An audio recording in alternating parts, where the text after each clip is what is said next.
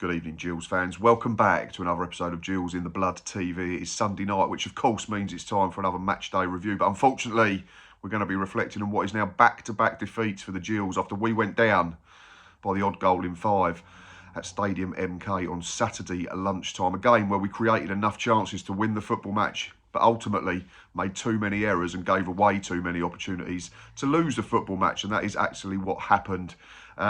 Yeah, really strange game. Like I say, created loads, particularly back end of the second half. Bossed the start of the second period as well, didn't we?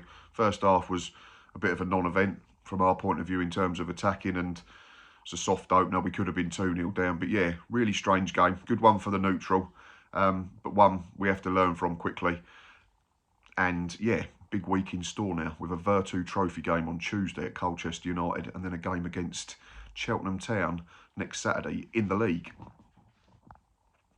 Team news came in around an hour before kickoff on Saturday morning. There was a change of shape and a change of personnel. As we went back to a back three, it looked like. Maybe we thought that's what MK Dons were going to line up as. But yeah, Ogie came into the starting 11, as did Aaron Rowe. There was no Bradley Dack in the matchday squad. There was no Johnny Smith. There was no Gareth McCleary. Still no Armani Little. Still no Connor Masterson. So our team in full, which you can see up here in this corner, was Glenn Morris in goal. Defensive trio of Sam Gale, Andy Smith and the recalled Shad Ogie. It was then Ramo Hutton and surprisingly Aaron Rowe as the wing-backs. Robbie McKenzie and Ethan Coleman patrolling. And then Johnny Williams tasked with being the support to a front two of Josh Andrews and Elliot Nevitt. Our options on the bench were Jake Turner as a second choice goalkeeper, Max Clark, Travis Ackermere and Lenny Serino in a defensive standpoint, Nelson Kambeni as a midfield option, and then Seb Palmer Holden and Sam Vokes as striking alternatives if required. Game started and we got into a couple of decent areas, didn't we? There was a cross from Ramo Hutton that nearly went in at the far post, slightly over here, and a couple of corners, long throws. But defensively we were far too open and far too slack. Started that really poorly from that aspect of the game, which is surprising for us. Generally, we're always robust from a defensive standpoint. But yeah, gave the ball away cheaply. Didn't look great in our shape, looked too open. Gaps were too big between the centre halves, between the midfielders, between the front two and the 10. Maybe that was the size of the MK Dons pitch having an impact. But yeah, just looking at these clips, one nearly led to a chance. Luckily, John Mellish's shot was blocked by Shad Ogie and rolled harmlessly through to Glenn Morris. And then we're 1-0 down after 6 minutes, aren't we? Defend the first bit, fair enough. But then don't defend the second phase well enough. We don't get out to the cross. We allow Callum Patterson to stand one up. And then Sam Gale has a horrible hack at a ball that comes into the 6-yard box. And yeah, we're 1-0 down inside 10 minutes again. And for the fourth time in 5 league games, behind inside 15 or 16 minutes. Help him out. Oh, well done. Keep holding it. Keep holding it. Wow.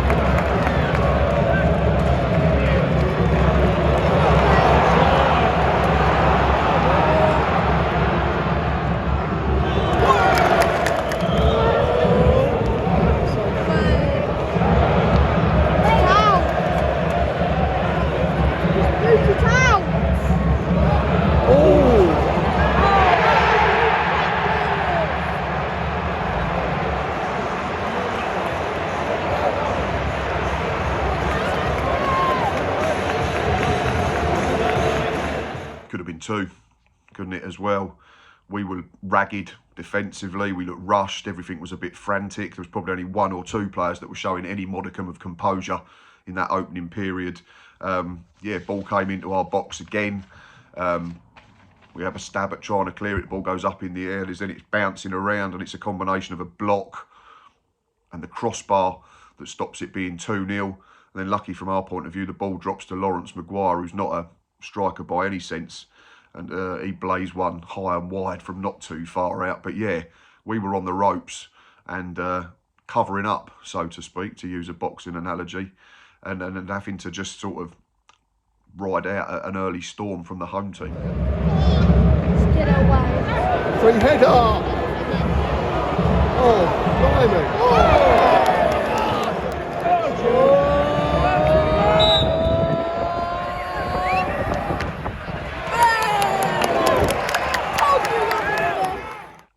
also weren't helped by the fact that our experienced goalkeeper, Glenn Morris, was having one of them days where his kicking was off, his passing was off, and he nearly gifted him a chance. I didn't get that on camera. But yeah, horribly gave the ball away at 1-0. So that was another chance they could have had to make it 2. I think Sam Gale got back and recovered well to help out his goalkeeper.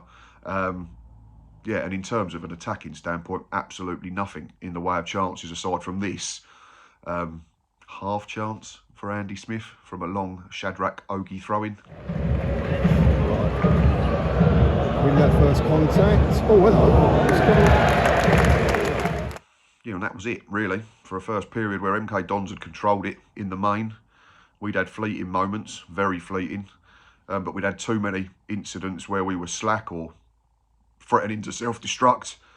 And yeah, to be honest, I was quite happy to get in at the interval at just 1 goal down. Thought there might have been changes. The Aaron Rowe experiment was clearly not working. He's not a wing-back. I felt sorry for him. I thought we got hung out to dry a little bit in that sense. Maybe he was tasked with trying to match Aaron the main for pace, but I'd much rather have a defender out there who's got defensive instincts and knows how to play that role.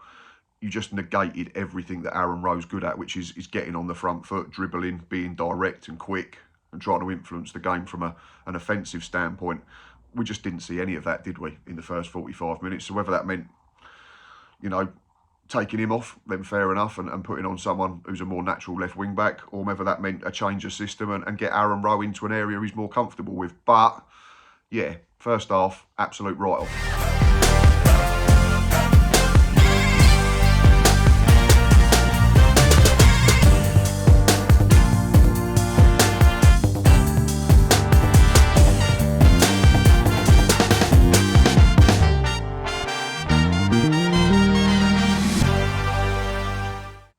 Second half started and there was no change to the system. There was no change to the personnel. So it was exactly the same as we'd struggled with in the entirety of the first 45 minutes. But in fairness to us and whatever Richard Dobson said in the absence of Gareth Ainsworth, it clearly worked because we come out on the front foot.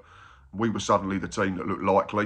And we were playing the game in their half and in their third and pushing them back, which was great to see because we'd not seen any of that in the first 45 minutes. It was a corner that come in. Ethan Coleman's really unlucky with a header from about 12, 15 yards, I think, if I remember rightly.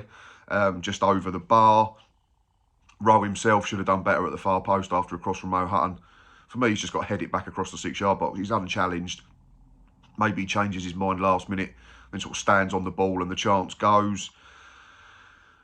Best opportunity is for Robbie McKenzie. He just has to score, doesn't he? Elliot Nevitt does absolutely brilliantly down the right-hand side. Cuts the ball back on a plate for McKenzie. He kicks it into the floor. And it ends up being a really comfortable save for Craig McGillivray in the Dons' net. What else did we have? John Mellish did well to put Sam Gale off and get a free contact after McGillivray had flapped at a corner.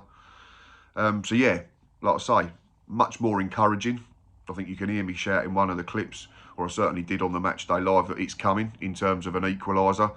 Yeah, so there are these clips now on screen of us being much improved in the early stages of the second half. Yes.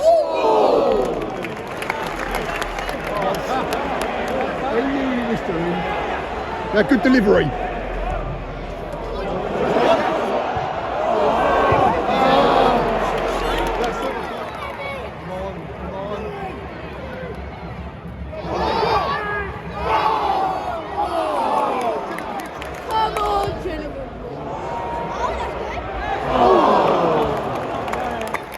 Then came a shout for a penalty, and I remember it happening in the game, in the ground, and didn't think too much of it. I thought I couldn't see where it was. There wasn't a foul. But have a look at this. Ball comes into the box. Aaron Rowe has positioned himself edge of the D, I think. Tries to head it back into a dangerous area. Just watch the motion of Liam Kelly's arm. It goes up and away from his body, and he flicks it away with his forearm, it looks like to me. But yeah, let me know in the comments down below whether you're a Gills fan or an MK Dons fan. Pen or no pen? Pulling going on there.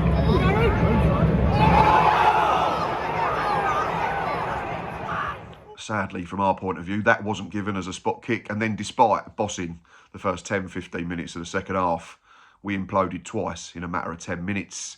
And the game essentially ran away from us. I'm sorry to MK Dons fans, I didn't get your second and third goals on camera, essentially because I didn't expect what happened to happen. Shad Ogie gives the ball away in a ridiculous area, which he's prone to do. That's his second error in 3 appearances at Stadium MK, which have led to goals for our opposition.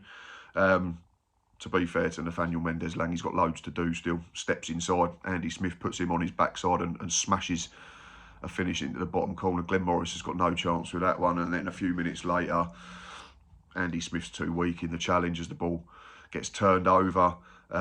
Whether he slips, whether Callum Patterson gives him a nudge, he has to do better for me. Suddenly it's a 2-on-2 and Patterson's got 3 yards at the back post. It's beyond his man and taps it in. And that essentially was game, set and match.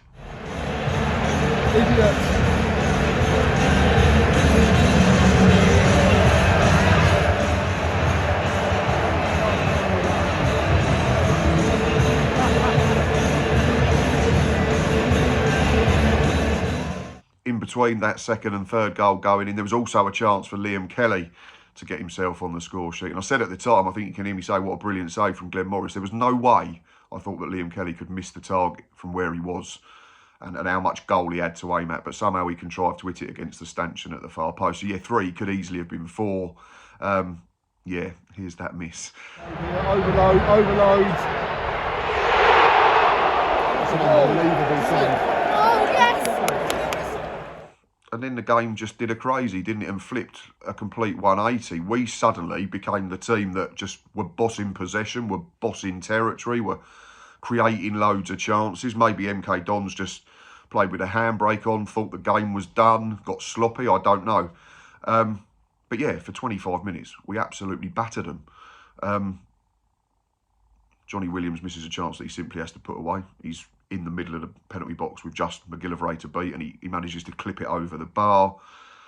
He's then unlucky with a drive that falls to him edge of the box. That's a harder chance, and he probably gets that closer. And then Seb Jonny got up and running for the club and for the season. And what a surprise. Aaron Rowe gets higher up the pitch in a position that he's more natural in, stands up his defender one-on-one and delivers a ball across the box. I think there's a slight touch from McGillivray, but it doesn't change the direction of that pass. And Seb Jonny does what you want your strikers to do, and that's he's alert in the 6-yard area, manages to guide an effort into the roof of the net. 3-1, 15 minutes to play plus injury time. Could we?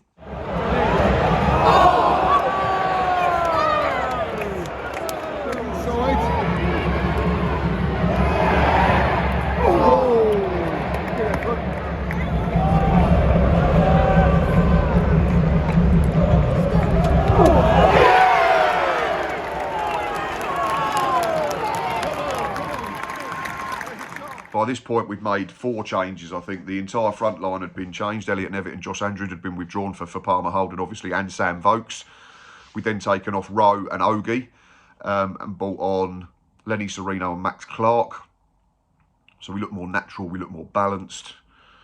All of our substitutes improved us, like no end. And I know it's probably a lower bar in terms of the fact that we've hit the self-destruct button too often, which has ultimately played a huge part in costing us any chance of getting something out of the game. But we suddenly looked a lot better, didn't we? There was a half chance from Romeo Hutton that Serino created, ball to the back post. Hutton puts his laces through it. I'm not sure if it was going on target, but there was a block that went out for a corner or a throw over the far side. Sam Vokes nearly got in, didn't he? Great first touch over the defender, but fair play to the centre half, he recovered. And then the phase of play continued, ended up with Serino heading just wide. Yeah, let's have a look at them chances as we tried to get back to within 1. What's the plan?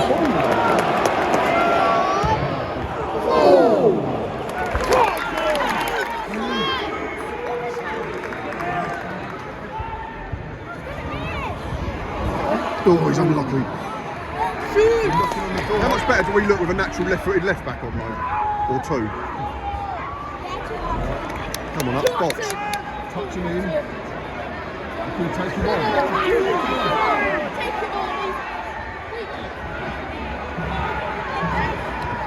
Yes. Yes. MK Dons suddenly didn't look like a side that was 3-1 up and had been comfortable for the large part, in terms of the scoreline at least. Everything looked lark-stitched, everything looked frantic, everything looked ragged defensively, clearances were going up in the air or out of touch.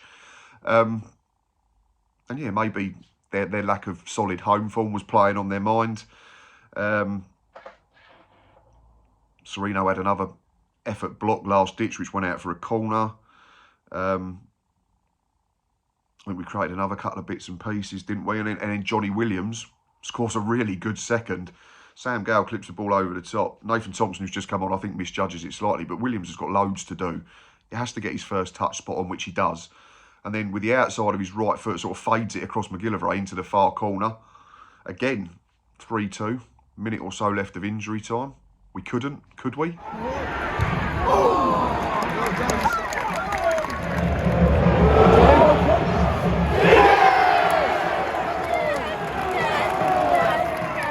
No, we couldn't, unfortunately. We ran out of time. I think Glenn Morris came up for a final corner that got cleared. And then the referee blew the full-time whistle, which left you with even more of a sense of frustration getting back to 3-2 and not quite being able to rescue what looked a lost cause after an hour, let's be quite frank. And there were certainly lots that we got wrong. So yeah, let's have a look at them now, those negatives and those positives.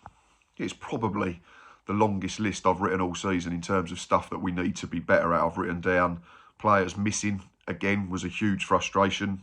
We knew Bradley Dack was a bit of a risk after coming off at half-time in the Harrogate game.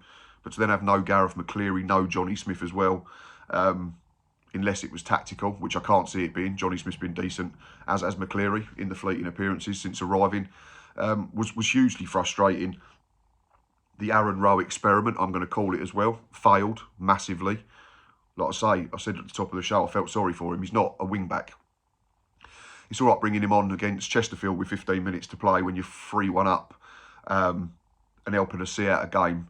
But to do it from the off against Aaron the Main, player who's been in very good form this season for MK Dons, is an entirely different task. He wasn't awful, Aaron, considering where you're asking him to play, but he looked a little bit like a fish out of water at times, and we essentially negated all of his attacking instincts, and that was my biggest frustration. And like I said, when he gets high up the pitch, he sets up a goal.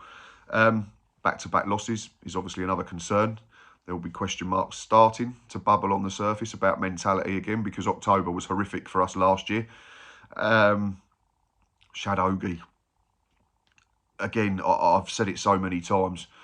You look at his performance overall, and he's done absolutely fine. You know, he's won the majority of his duels. He's been solid enough with his passing. But he always has this brain fade in him that cost us a goal far too often. At what point do you say he's just not going to learn? And that's the biggest annoyance for me. Once or twice you say, okay, but this is, like I say, all the time now. It's 3, 4, 5, 6 times a season. And it's costing us. And it cost us massively Saturday lunchtime because we were well on top at the time. So something that he needs to eradicate very quickly from his game. Andy Smith, again, looked shaky, unfortunately. I've already mentioned he was weak in the build-up for the third goal. I felt for him a little bit because he had to take a yellow card in the first half after we'd had 2 midfielders just dangle a leg and letting the main run, which maybe influenced how he played the game after that. But he's really struggled since he got schooled by Michael Cheek and Nicky Kabamba at Bromley a few weeks ago, and I don't think he's quite recovered. And what's key for me is suddenly, for the first time, I've said we look like we missed Conor Masterson. And we know we're not going to get him back for a while yet. I went and spoke to him before the game at Stadium MK. He's still in a boot. So he's still some way off, unfortunately. So what do we do? Answers on a postcard. Obviously, that's up to Richard Dobson and the coaching staff. And then Gareth when he returns to full health. And yeah, Glenn Morris, oddly, never usually goes in this list, but looked very unassured through the game. I don't think he had a chance for any of the goals, but his kicking and his passing was well off. And then that obviously creates a ripple effect to the defenders in front of you, and everyone becomes a little bit nervous and edgy. And yeah, I think it's fair to say that we were definitely all of that for far too many occasions during that game. But let's have a look at the positives as well. Obviously, there are some. Again, we showed character. We didn't wilt at 3-0. That's a game we probably lose 5 or 6 a season ago, 2 seasons ago, I think we'd have just absolutely crumbled, but we didn't. Created loads of chances, haven't we? We said it was only really the Andy Smith one first half, but second half, Ethan Coleman's header, Sam Gall and Lenny Sereno have had half chances with their head. Robbie McKenzie has to score. Johnny Williams has to score. Seb does score. Johnny does score. Yeah, there's loads of bits, and they're not just half chances, all of them. Some of them are really good opportunities. Obviously, Seb and Jonny getting up and running for the season is a huge positive. And I thought the performances of Remo Hutton, Sam Gow, Ethan Coleman were good as well. But yeah, let's have a look at man of the match now. Been impressed with this player for a few weeks now, and he's had to play a slightly different role. He's been deeper than ideal, and he has to compete with Bradley Dack, doesn't he, as a number 10. And Dacky wasn't available, so I am talking about Johnny Williams. During the game, I didn't actually notice him that much, and at first glance, I probably wouldn't have had him as a candidate for man of the match, but having looked back at the footage that I got on the highlights on Sky Sports and ITV and that type of thing, yeah, I thought Johnny was more than decent. Okay, he's missed a really good chance, and not everything came off, but what you want from your number 10 is you want him to influence the game in an offensive sense, and he's done that. You want him to run beyond your strikers, to get into shooting possessions, and he's done that on 3 occasions. He scored one, he's missed one that he should score, and then the one from the edge of the box, all right, he's not run beyond for that one, he's unlucky with. So yeah, he's getting into shooting positions, he's creating uncertainty in opposition defence by picking up pockets of space that are being vacated because we've got 2 big lumps up front who are obviously occupying the attention of central defenders. And yeah, and his numbers back that up, don't they? Played 90 minutes, scored his goal, really good finish. He's had that shot on target. He's had 2 off target. He's played 2 key passes, 3 accurate crosses from, I think, 7 attempts, which isn't too bad at all. And he did his defensive duty as well when he needed to drop in and help us out. So yeah, my man of the match for Saturday lunchtime against his former club was Johnny Williams. Right, that is enough from me for this Sunday evening. If you're a Gills fan or an MK Dons fan or a neutral, like I always say, thank you if you're still watching at this point. It is greatly appreciated. I'm going to go for 75 likes again on this review show. It's frustrating, isn't it? I get that after a really, really good start to the season. 2 weeks ago, we're top of the league. We're all celebrating an unbeaten run that's lasted 21 matches. But Gareth did say we was going to have a setback and there'd be bumps in the road. And we've had 2 in quick succession. But I think still there's enough signs in them defeats to encourage me that we're not going to go on a huge winless run. Obviously, next week we're playing a Cheltenham side that have been poor all season, but have had some manager bounce, beating Fleetwood Town on Saturday after the return of club legend Steve Cotterill. So that will be a different type of test. We're probably going to have more of the ball. We're probably going to have to be clever enough to break them down. I think we've got no Josh Andrews. I think he's suspended after picking up a 5th yellow card. So there will be a freshening up, some degree of that forward line. Fingers crossed we can get at least 1 or 2 of Dacky and Johnny Smith and Gareth McCleary back. Armani Little must be close, so that will give us another good option. But yeah, it's not time to panic, I don't think. As annoying as it is that we've now lost 2 on the bounce, we're still 4th in the league. We're still only 4 points off the summit. And we're now a quarter of a way through the season. So, yeah, 12, 15 games is where you say that's where your teams are generally going to end up. I know we've been the anomaly to that in the last couple of years, so I get the frustration. But some of the comments I saw on social media after the game were absolutely ridiculous, to caveat that. But yeah, anyway, back Monday night, myself and Lee, I think, for another episode of the League 2 Hour. So come and join us on YouTube at 7 p.m. We're then talking to a Cheltenham fan in the week ahead of another big game next Saturday. And of course, we'll be at the Mems Priestfield Stadium for a match day live. But until then, I hope you've had a decent weekend. And of course, up the Gills.